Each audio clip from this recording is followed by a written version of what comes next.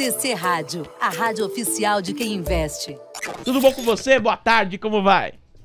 Acabei de ver uma zoeira aqui, viu? Ah. Tem contribuidor me zoando aqui, ó. Deve estar ao vivo na conexão também, o Kevin falando aqui, ó. Cadê o trade de venda de Petrobras de Guilherme Cunha? Me espere, viu, Kevin? Me espere, tô ao vivo aqui na TC Rádio, você vai ver.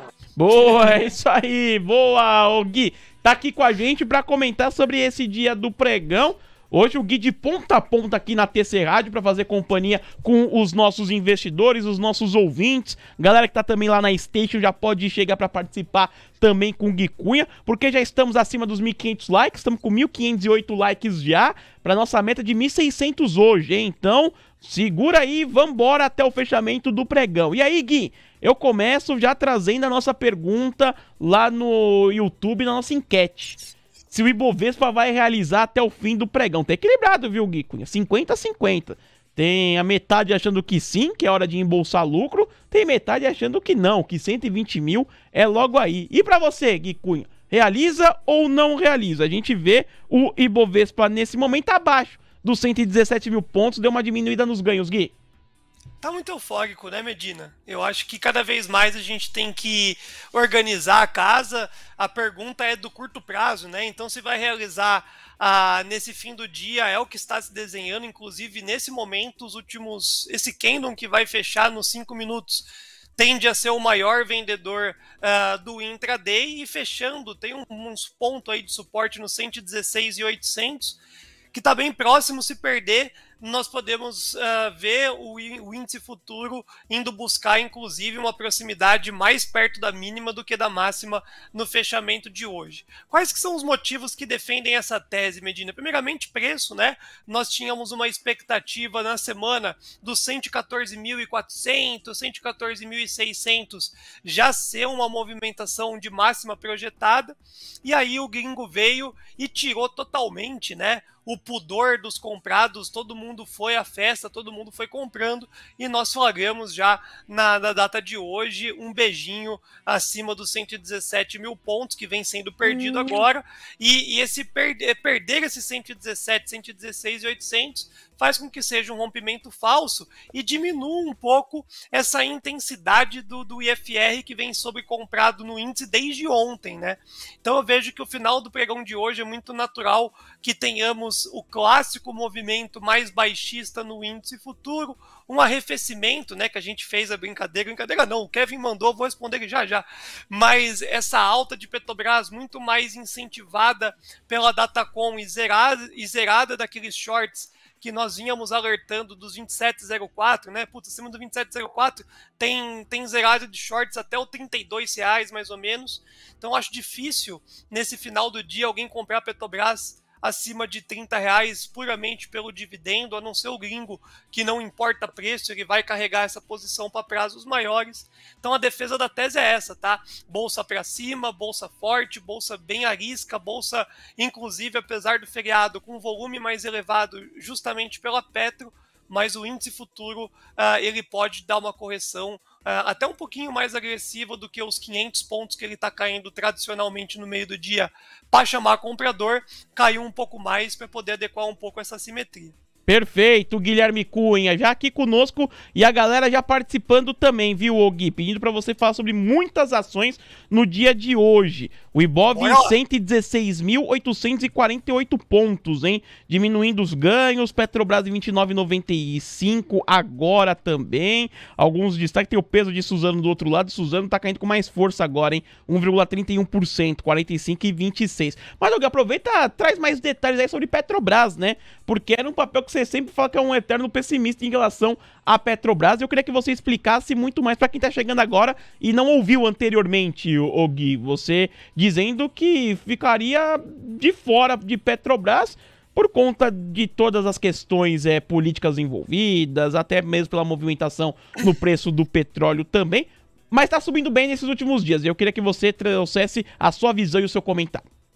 Bom, não perdi, não ganhei R$ 1 na companhia Petrobras, né? Só fui um Zé Corneta aí, juntamente com os demais relatórios que foram reprecificando a companhia. Eu vejo, tá, Medina, que o destino continua sendo os R$ 24, R$ 22, mas sem ponto de entrada, sem perspectiva de realmente ter uma entrada na companhia Petrobras, porque na virada do ano nós estávamos muito enviesados realmente com o contexto de governança. Então, qual que era o primeiro sentimento de queda de Petrobras mediante a troca de governo, a governança, né? Então, mudou-se as peças de quem manda ali na companhia, então isso começou a gerar uma primeira confusão na análise mais macro da companhia.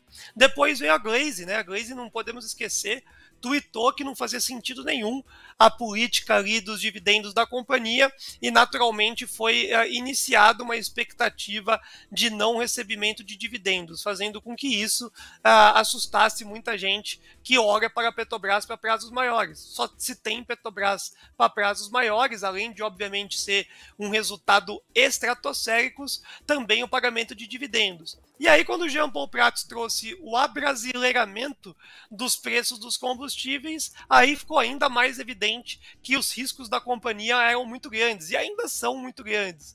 Só que, Medina, o que faz a Petrobras perder referência e cair de preço?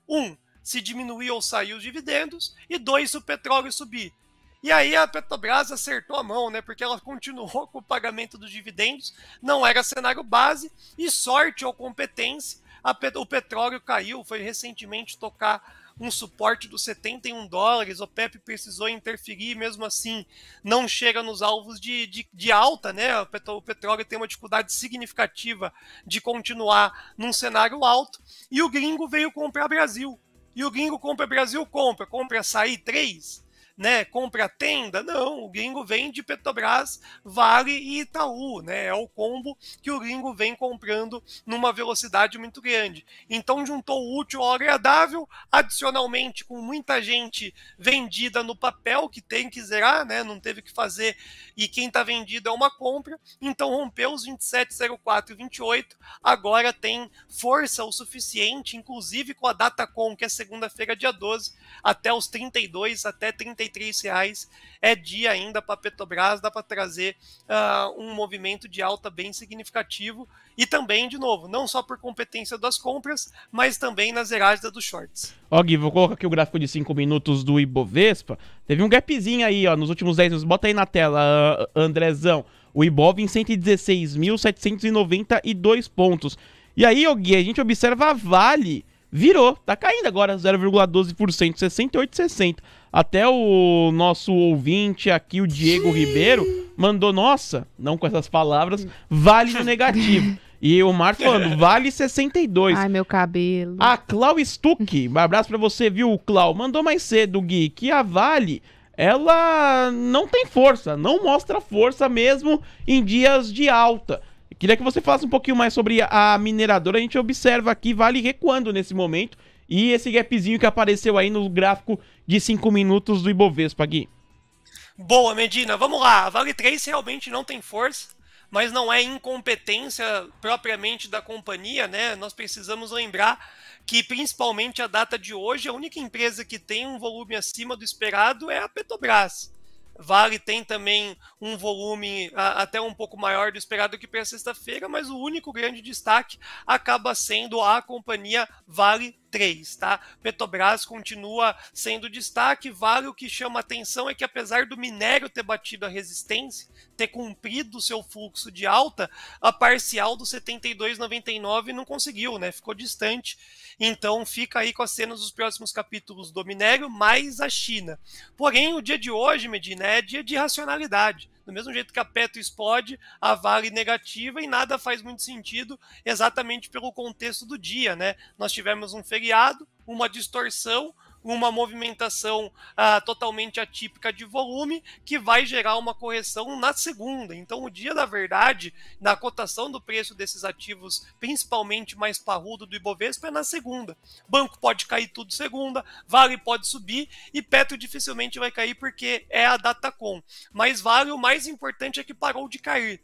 a gente começa a entender que abaixo daqueles 66,80 já começa a ficar chato para Vale, e aí vem gente grande pegando e comprando a companhia. E verdade seja dita, a gente já reprisou esse cenário na data de hoje, a Vale só vai subir com força, né, e buscar lá os patamares dos 84 daqui a 2, 3 meses, quando vira o ciclo de pagamento de dividendos. Então, a procura que Petrobras tem agora de, ai meu Deus, não posso ficar de fora porque eu vou receber um dividendo parrudo, vai existir na Vale 3 quando o cenário for esse aqui a 2, 3 meses. Então é chato, Vale 3 não é dia após dia, porque dia após dia tá desde maio, ó.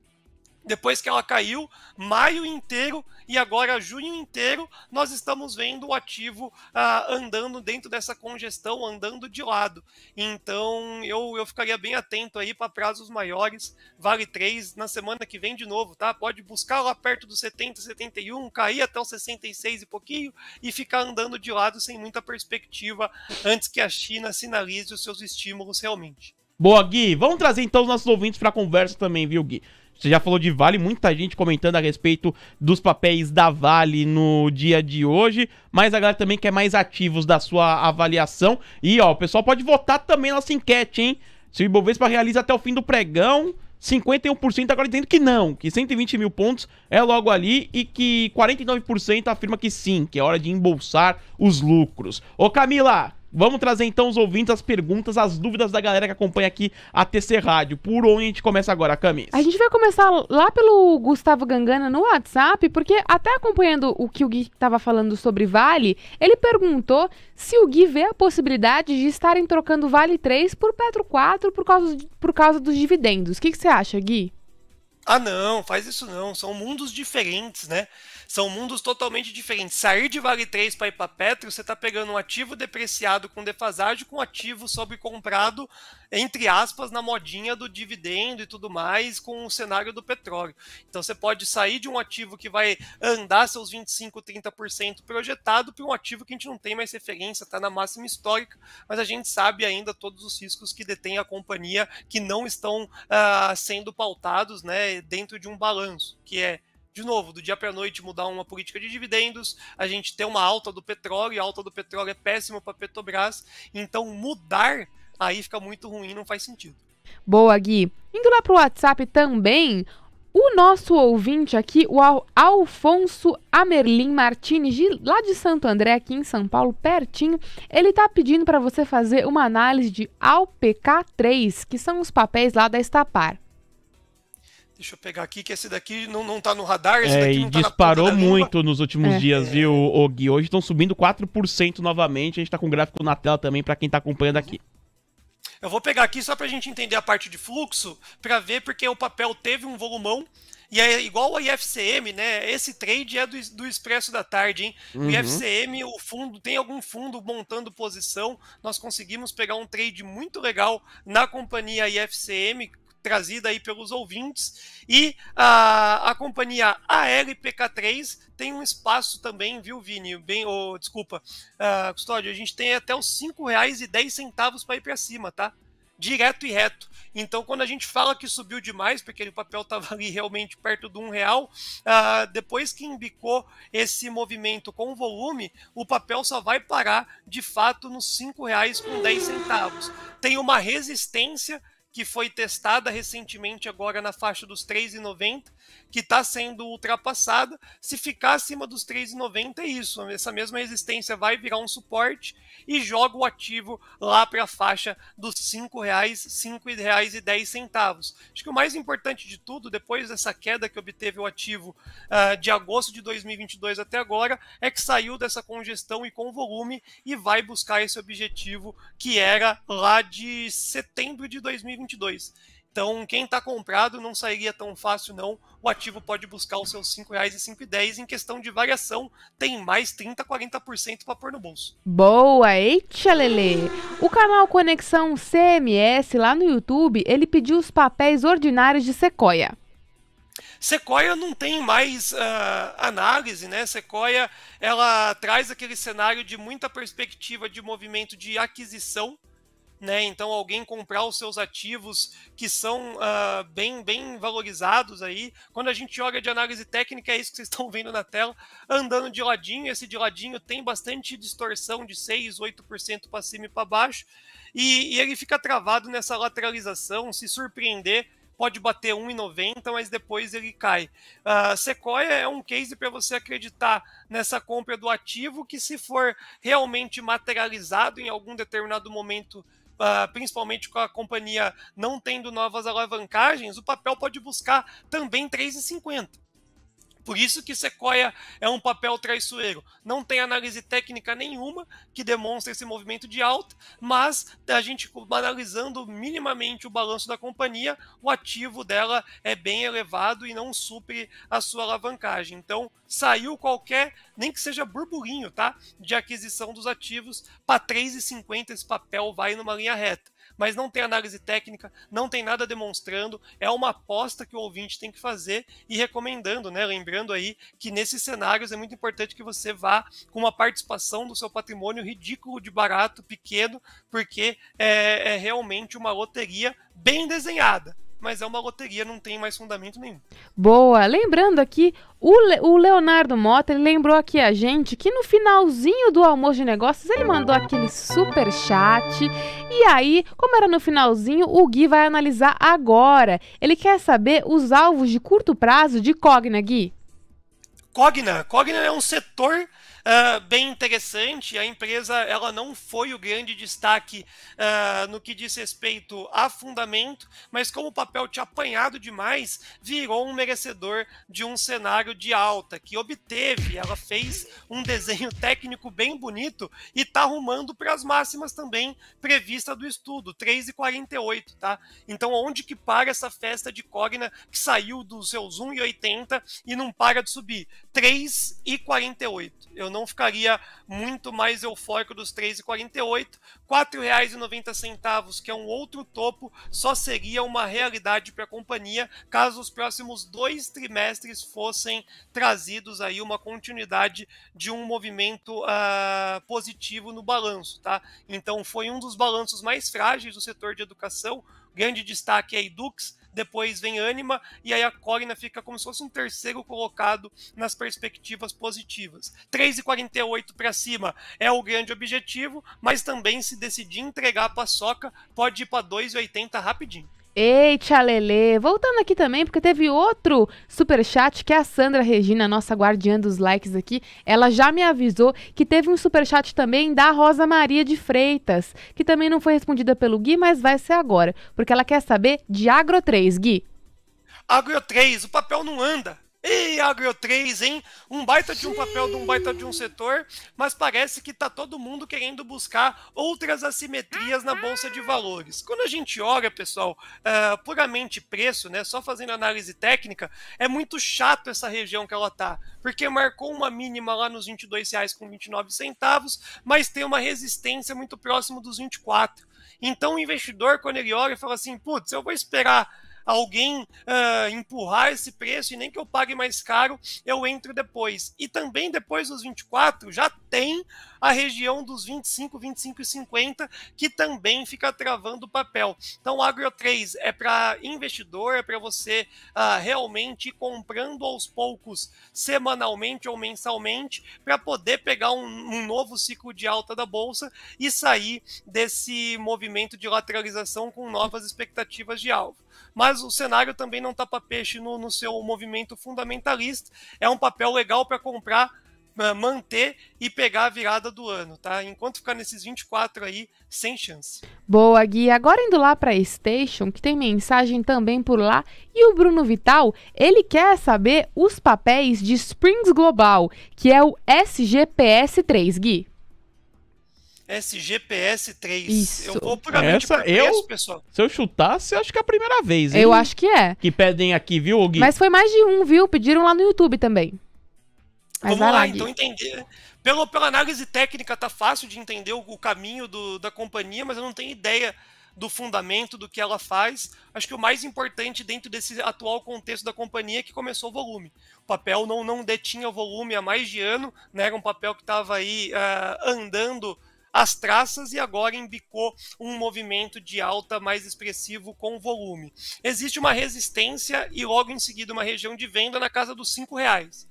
Então, para quem está no papel, não pode se emocionar muito, porque é uma resistência chata aí que vai ser correlacionada em exatos R$5 e depois 5,20 a 5,50 só tem já vendedor, inclusive, de ordem apregoada. Mas como é um papel que também tem baixa liquidez, pessoal, tem um vazio no gráfico que pode carregar diretamente para o alvo, assim como também voltar todo o movimento até 1,80.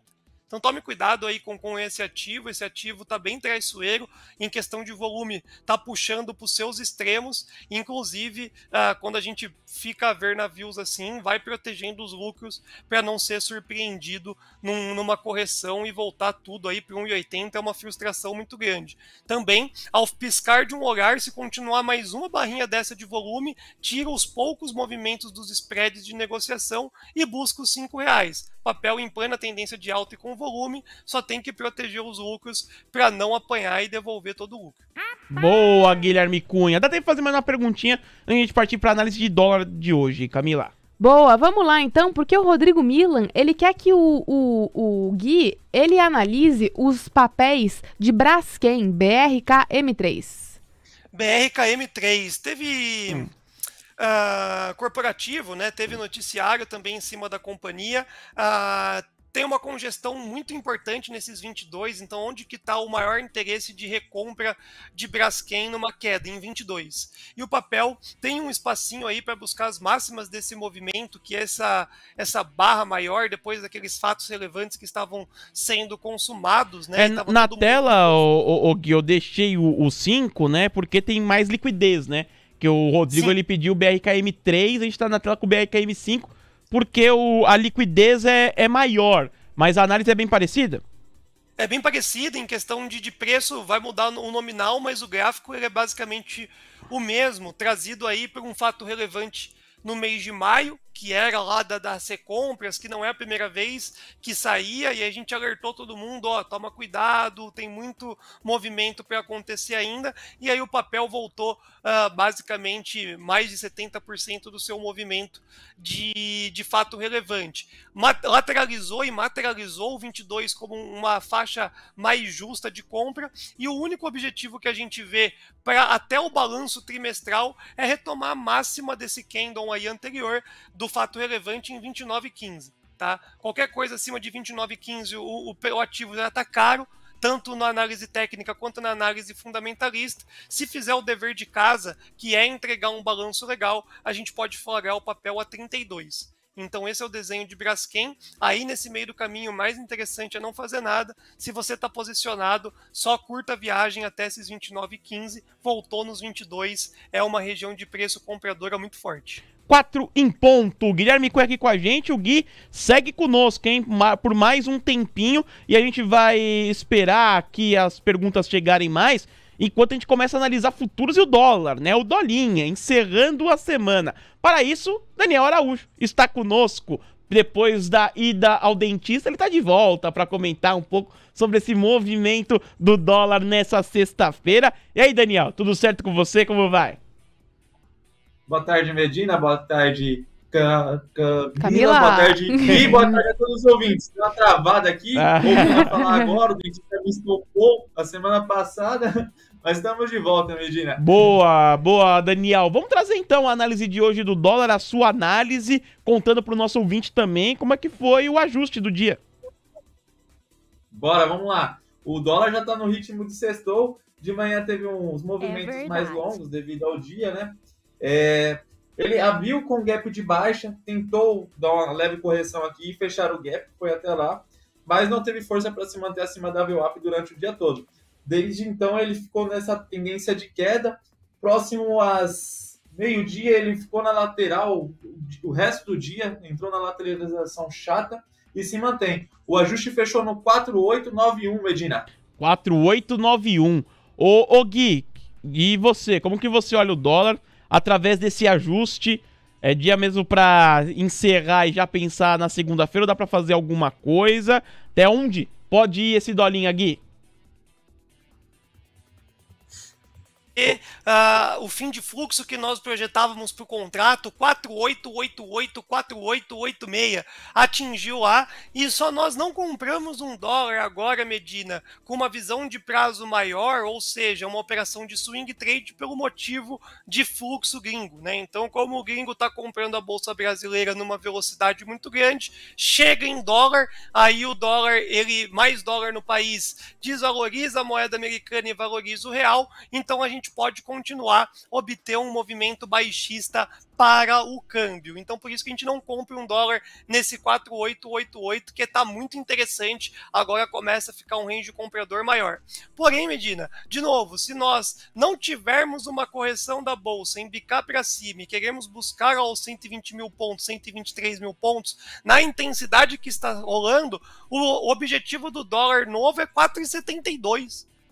Então, olha o abismo que tem ainda para o dólar num cenário comprador de bolsa do formato fluxo que está vindo. Então, hoje, já morreu o dólar, dificilmente vai acontecer algo extraordinário, a não ser a zeragem de quem estava com muita vontade de operar e vai encerrar sua operação depois agora do ajuste às 4 horas. Não vai haver distorções que gerem oportunidades dentro do mesmo dia, mas a segunda-feira é muito importante a gente ver quem está comprando a bolsa, o gringo chegando e continuando esse movimento absurdo que está acontecendo. O dólar vai romper o 4888, 4886, busca 4,80 e depois 4,72. O viés do dólar é baixista e o DXY estava arrefecendo até então, né? O último Mover Pro é que ele estava zerando as perdas, mas aquela descorrelação que nós tínhamos com o DXY já encerrou. Então, se DXY cair, o gringo comprar, o nosso dólar aqui, semana que vem, continua afundando. Boa, o Gui, Daniel. E para o seu destaque final de hoje, tá em linha com o Gui Cunha, para a pessoa que pensa em fazer alguma operação até o fim do pregão, ainda vale a pena? Ou é melhor já sextar e esperar segunda? Eu prefiro sextar e esperar segunda, Medina, mas para quem tiver na ousadia e vontade de clicar, 20 pontos para cima ou abaixo aí, dá para fazer um movimento, mas, na minha opinião, eu tô de fora, Medina. Boa, Daniel. Obrigado pela sua participação aqui com a gente. Um bom fim de semana para você e até segunda-feira. Igualmente, até segunda. Tchau, tchau, pessoal. Valeu. O Daniel Araújo aqui conosco analisando sobre o dólar. O Gui Cunha também conosco. Ô, Gui, estendendo os futuros e sobre o índice, né, que vai até às 6. Quais são os pontos que você tem imaginado até o fechamento do dia, até a abertura de segunda-feira para o índice futuro? Bom, Medina, aqui em questão de, assim, né, acho que é até legal a gente deixar isso bem exposto para a galera. Com o mercado em tendência, os pontos são meramente ilustrativos, tá? Os pontos, eles são freios que a gente vai ver do movimento de alta, mas não necessariamente seja o cenário de correção. Então, a primeira coisa que a gente tem que entender os pontos, eles são um norte para onde vai travar. Onde vai travar qualquer perspectiva de alta dessa sexta-feira? 117.300 ao 117.500.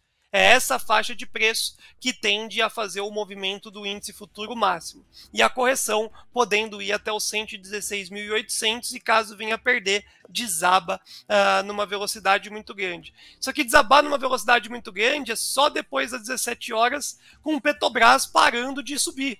Né?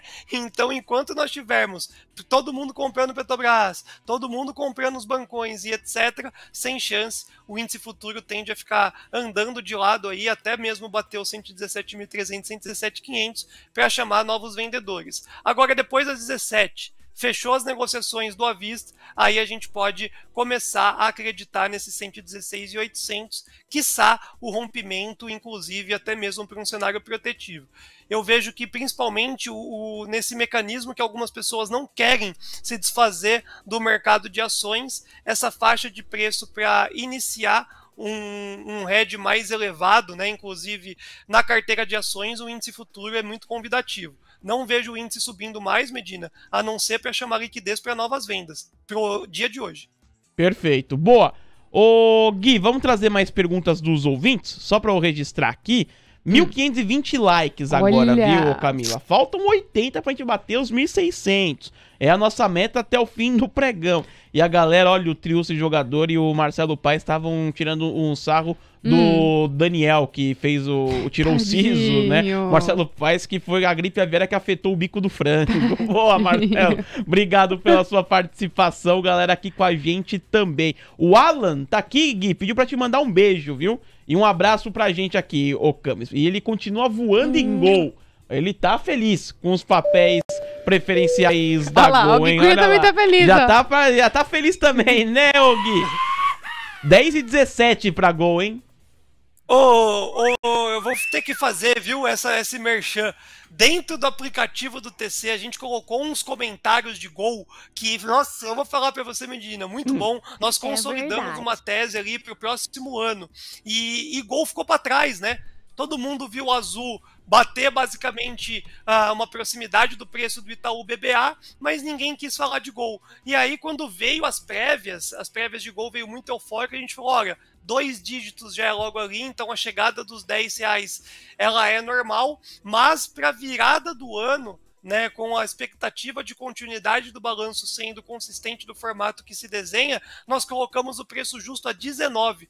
Então nós fizemos ali um trade ideas bem legal.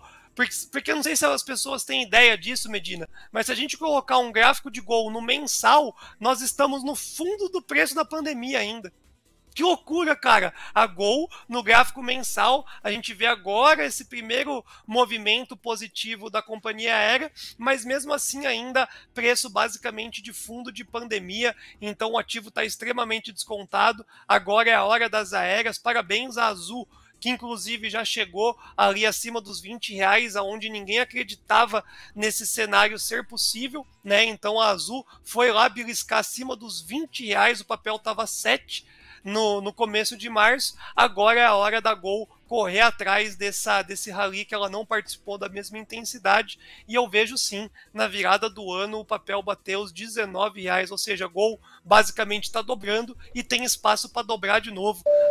O time é das aéreas. Senhores passageiros, a permanência de tendência de alta. Senhores passageiros, a permanência é uma tendência de alta. Ele gosta. É isso aí, Gui Cunha com a gente. E os ouvintes aqui também, ó, Camilo. Marcelo Paes falando que o Daniel, o Super Frango, a gente finíssimo, é mesmo. Ele é cara mesmo. Fantástico. E dizendo que quem não assina o TC é louco. É o que disse o Marcelo Paes aqui também. E o pessoal tá falando, inclusive o outro Marcelo Carvalho, e tá falando que você cortou o cabelinho, Cortei, viu? tive que dar um tapa nesse feriado, viu, o Gui Cunha, senão já não ia deixar eu subir no prédio.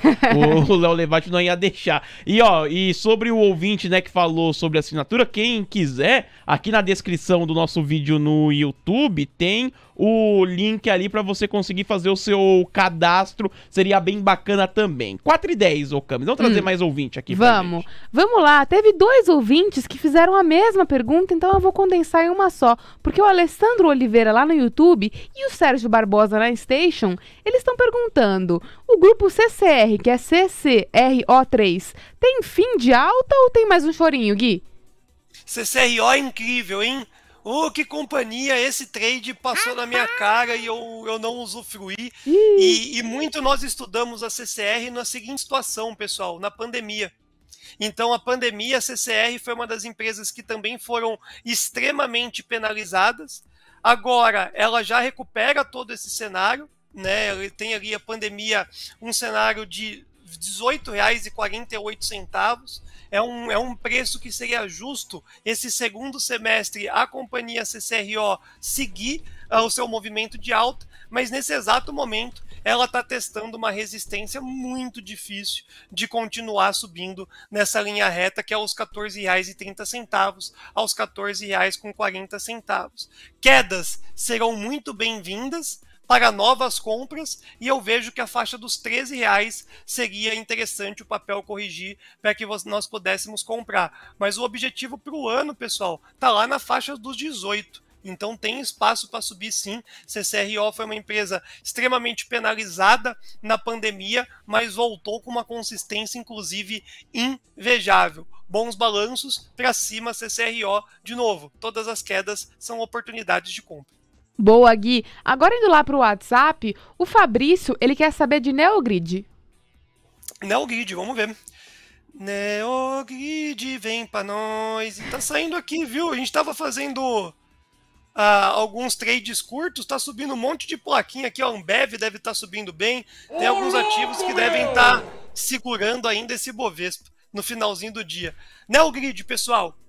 Empresa péssima para eu falar, com a minha língua presa, e tá numa região de venda muito forte, né? O grid precisa tomar bastante cuidado porque o papel está desenhando uma correção mais óbvia do que os demais ativos, tá? Queda em NGRD, para me facilitar a vida, Boa. é intensificada até R$ 1,30. Cuidado com a companhia, tá numa região de preço, está diminuindo o volume, pode corrigir. Estando errado, segunda-feira o apetite é em cima dela, R$ 1,90. R$ 1,90 é o caminho que ainda persiste para o papel dentro desse mês. Mas se o risco de retorno já está negativo, o papel não está legal, o papel está embicando para baixo, perdendo volume, pode voltar para R$ 1,30. Deixa eu só registrar aqui que tem 2 papéis em leilão, viu? Light e PDG. Light foi pro leilão na máxima do dia, 5,84. R$ 7,75% de alta, R$ 5,84. E PDG subindo 6,55%, R$ 6,02. O Thiago X-Trader, que é o nosso grande fã de PDG, né, o Gui Cunha, você gosta também? Eu odeio PDG, viu? O papelzinho PDG e Gafisa, eu vejo que são os 2 papéis de mais loteria. Quando a gente fala odeia é porque não tem análise, é tipo lojas americanas, são papéis que vira, sei lá, torcedor, né? Você fica mais pela torcida do movimento da alta do que algum tipo de fundamento. Então, é difícil você pôr o gráfico na tela, é difícil você comentar. Tem algumas coisas que são óbvias. É um setor promissor. Você entende que o papel está num cenário ruim quando é o setor promissor do ano e o papel não está numa consistente, tanto de volume quanto de preço. Mas daqui a pouco pode subir 100%, né? Porque são os ativos que estão recebendo volume. Então eu teria muito cuidado com PDG, muito cuidado com Gafisa. São papéis que você pode fazer o melhor trade do ano ou ficar cozinhando o seu dinheiro e você vê vários outros trades, várias outras operações fazendo mais jus ao racional do estudo. Mas é uma pó igual Sequoia, não tem diferença nenhuma. PDG da Sequoia, por exemplo, os movimentos são de atritos no fundamento e a qualquer momento alguém pode apertar um botão de compra e jogar uma barra gigantesca aí e você usufruir desse movimento. Você escolhe ou Sequoia ou PDG, você vai escolhendo aí o ativo que você vê que está mais perto de receber o interesse de alguém comprar para poder fazer a sua fezinha. Tá certo. Mais perguntas, Cami? Vamos lá. No WhatsApp também, o Canário, que ele tem até a foto aqui do porquinho da Índia dele, que ele falou que se chama Rodolfo. Respeita, porque ele tem nome de gente, tá? Mas ele quer saber se você pode falar de Qualicorp. Se esse papel tem competência para seguir com os projetos, Gui? Tem sim, pessoal. Qualicorp não é um mico. Qualicorp praticamente começou a micar, mas já voltou a respirar, ainda por aparelhos. A Qualicorp ela teve um problema chato durante esse ano que saiu da listagem de Bovespa, então se ela tivesse ainda na permanência, receberia de formato passivo boa parte dessa euforia que foi dada ao Ibovespa nesses últimos 40, 45 dias. Qualicorp ela foi perdendo o seu fundamento trimestre a trimestre pós-pandemia e agora é ridiculamente barato, né? Então tudo abaixo dos R$7 em Qualicorp é um sentimento muito triste de nós olharmos, e eu vejo que tecnicamente e também até mesmo por uma expectativa gerada por outros researches, o papel tende a voltar na faixa dos R$7. R$7 já está no preço, a empresa vai ter que se provar, né, via balanço, mas eu vejo, tá, pessoal? Se você quer comprar uma ação que está barata ainda e que tem uma boa perspectiva, a Qualicorp está no research, está aí na previsibilidade de R$7, e eu acredito que a qualquer momento a gente vai vendo escadinha de alta, piscou, a gente começa a ver os R$7. Agora pegando uma pergunta do Marcelo lá no WhatsApp, juntando também, porque teve gente lá no YouTube que pediu, que foi o Márcio, eles querem saber dos papéis de Bradesco, Gui. Bradesco, já para mim, já está acima do preço do estudo do trimestre. Eu vejo que Bradesco, quando a gente olha para o último balanço, tá ficando caro. A gente colocou os R$17 como um objetivo máximo do fundamento, né? Que já era o balanço mais as expectativas. Então agora, R$16,85, nós estamos muito mais próximo de um estudo do valuation ser encerrado do que um movimento de continuidade de alta. Em questão de gráfico, a gente fala de R$19. Mas é até injusto a gente falar em R$19 depois de tamanha campanha que a gente fez no Bradescão e fizemos o trade desde os 14, depois lá nos 18,80 e depois carregamos esse ativo até 16,27.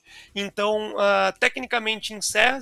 Bradesco está num cenário de compra muito forte porque teve a recomendação de duas grandes casas, né? Então diminuíram o Itaú e aumentaram o Bradesco, mas eu vejo que o fim de linha dos R$17 é muito forte e se começar a corrigir, corrige até 15,50.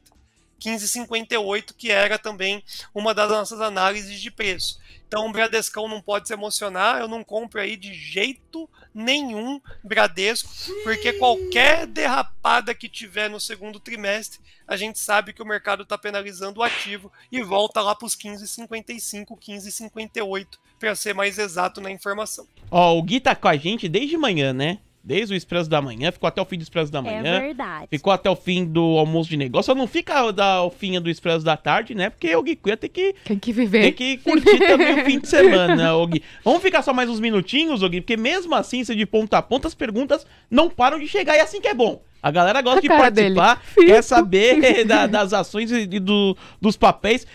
Teve uma pergunta aqui que eu acho legal. Eu vou deixar pra você já pensar, ô Gui, mas você só vai responder no seu destaque final, tá bom? Que é o Luiz, ele perguntando 3 ativos pra investir hoje, pra faturar semana que vem. Ele quer fazer Não acredito. ele quer fazer uma negociação ainda antes do fim do pregão, ô Gui. Então, já pensa aí pro seu destaque final pra você trazer a pergunta do Luiz. Enquanto isso, Camis, vamos trazer outras perguntas dos ouvintes. Vamos, que tem gente querendo saber aqui de Ânima. O Felipe Bertella, lá no YouTube, ele perguntou se Ânima chegou na resistência ou se ela pode subir ainda mais, Gui.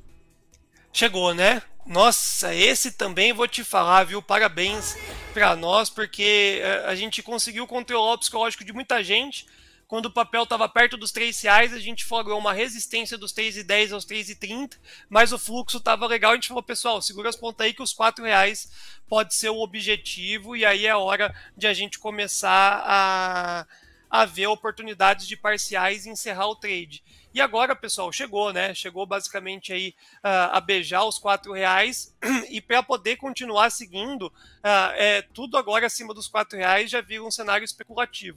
Não detém força fundamentalista para falar que vale mais do que R$4 as ações de Ânima. E cabe lembrar também que o primeiro trimestre é o mais importante para as educacionais. Então o segundo tri não tende a ser estratosférico, pessoal, ao ponto de justificar tamanhas novas aumento de posição em Ânima. Então é um papel muito importante num cenário de ela ser super-homem ali e trazer o segundo, terceiro e quarto trimestre na mesma positividade do primeiro, vai lá para R$7, porque o gráfico ainda nos demonstra essa possibilidade, mas agora dos 4 para cima eu sou muito cético, para mim tudo começa a ficar muito caro e eu gosto de inclusive ou fazer uma parcial ou encerrar o trade, pessoal. Não tem que pegar amor por tese nenhuma, não. É consolidar, botar dinheiro no bolso, até com que o mercado fique em tendência de alta.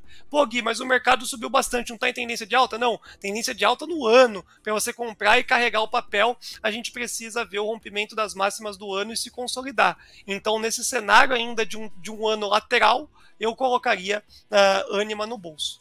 Boa, Gui. Eu tô vendo aqui no WhatsApp que tem um ouvinte que mandou mensagem, que é o Diogo.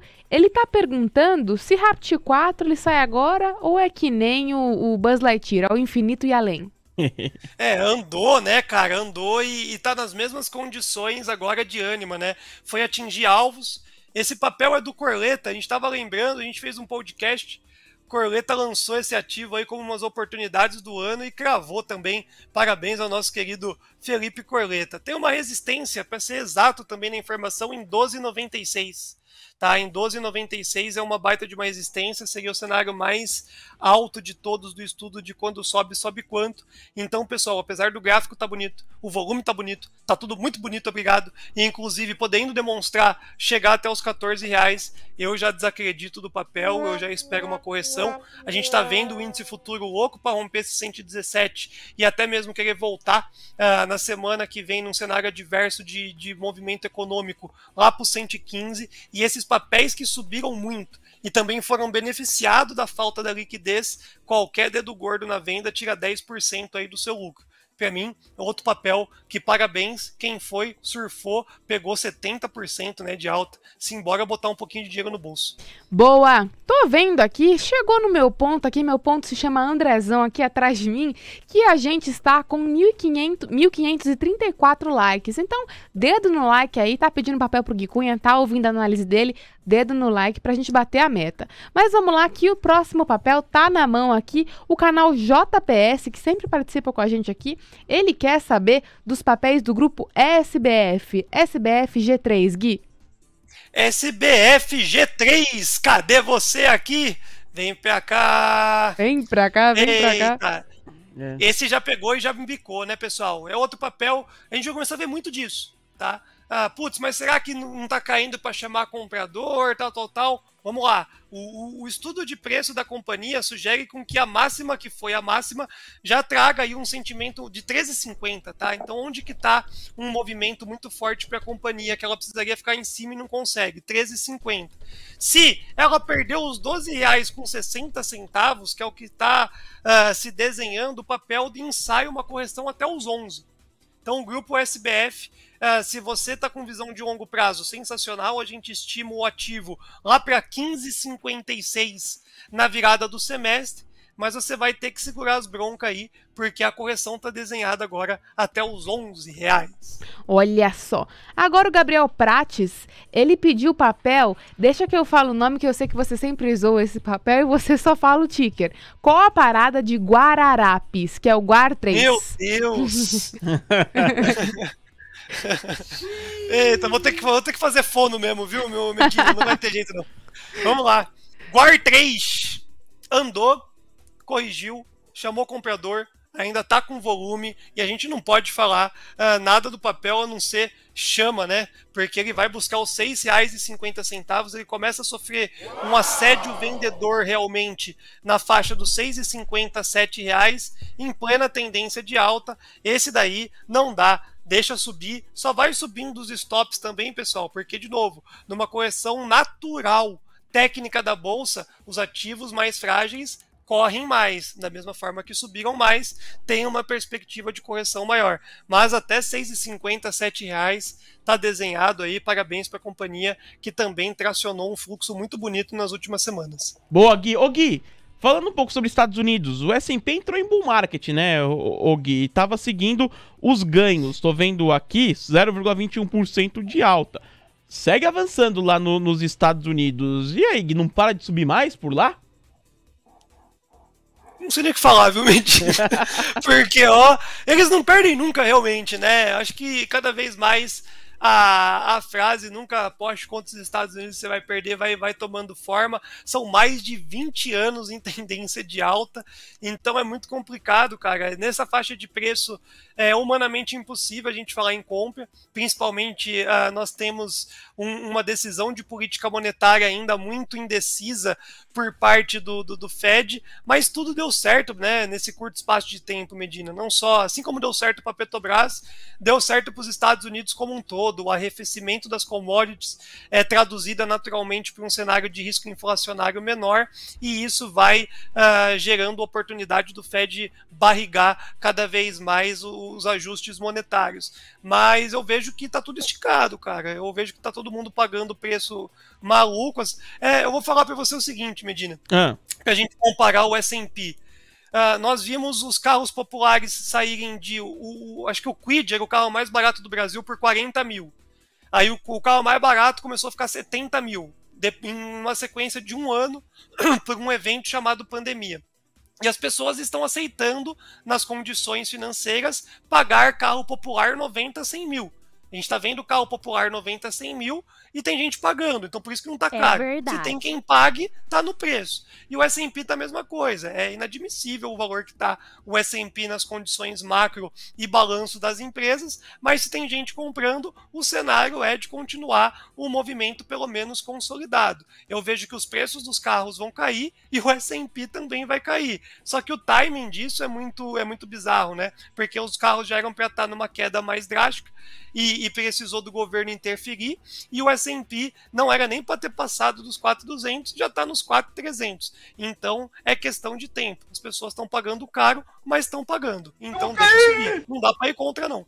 Guilherme Cunha. Ô Gui, Rafael Sampaio aqui mandando, já pedindo seu destaque final, viu? Falando aqui, Gui, pra fechar sexta-feira. Pregão já finalizado. Bolsa Índice Doleta. Ele quer, eu aproveitei para pegar a mensagem dele para abrir para o seu destaque final, claro, e pedindo também as perguntas do Luiz. O Luiz, ele pediu ali 3 ativos para ainda entrar hoje e conseguir embolsar na semana que vem. Do que você tá olhando aí, Gui?